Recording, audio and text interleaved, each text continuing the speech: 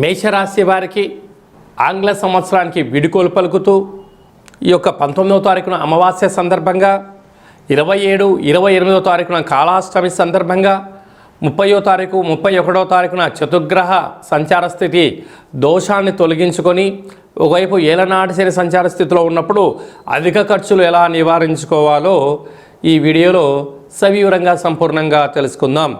మేషరాశిలో ఏ నక్షత్రాలు వస్తాయి అనగా అశ్విని నక్షత్రంలోని 4 పాదాలు, భరణి నక్షత్రంలో 4 పాదాలు, కృతికా నక్షత్రంలో 1 పాదం కలిపితే మేషరాశి అవుతుంది. రాశాధిపతి కుజ భగవానుడు. వీరికి తృతీయంలో గురు సంచార స్థితి ఉండడం, పంచమ స్థానంలో కేతు సంచార స్థితి ఉండడం, అష్టమంలో బుధ శుక్ర సంచార స్థితి ఉన్నప్పుడు గ్రహాలు పెద్దగా అనుకూలించట్లేదు అని చెప్పి గమనించగలగాలి.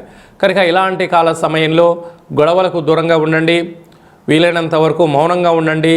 ఎవరైనా ఏదైనా చెప్తే వినే ప్రయత్నం చేయండి. ఎదురు సమాధానాలు చెప్పకుండా మానవ ప్రయత్నం చేసే ప్రయత్నం చేయండి. యంత్రాలతో, ఆయుధాలతో, ఎలక్ట్రానిక్ వస్తువులతో చాలా జాగ్రత్తగా ఉండాలని చెప్పి జ్యోతిర్విజ్ఞానం తెలియచేస్తుంది. అలాగనే ప్రభుత్వ ఉద్యోగ ప్రయత్నం చేసేటువంటి వారికి చాలా అవకాశాలు ఉన్నాయి.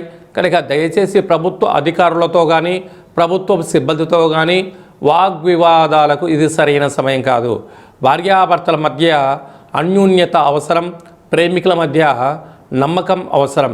కానీ వీరి యొక్క ఆలోచన భావాన్ని మంచి సద్భావనగా ఏర్పరచుకోగలిగితే ఉన్నత శిఖరాలైన జీవితాన్ని పొందడానికి చాలా అవకాశాలు ఉన్నాయి.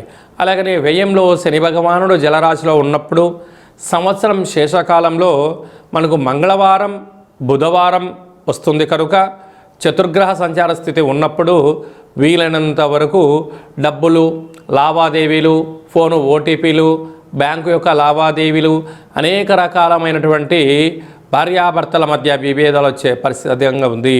పార్ట్నర్షిప్ వ్యవహారాలతో గొడవలు వచ్చే అవకాశాలు ఉన్నాయి.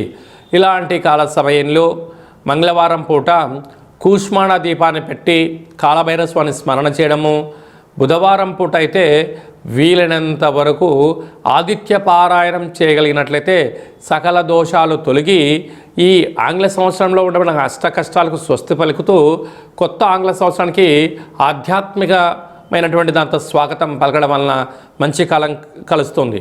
అలాగే వ్యాపారస్తులు, సాఫ్ట్వేర్ ఉద్యోగస్తులు, హార్డ్వేర్ ఉద్యోగస్తులు, వ్యవసాయ సోదరీమణులు, గృహ భవన నిర్మాణ కార్యక్రమం చేసేవారు, వ్యవసాయ సోదరీమణులందరూ కూడా చాలా మంచి కాలం ఉందని చెప్పి గమనించగలగాలి.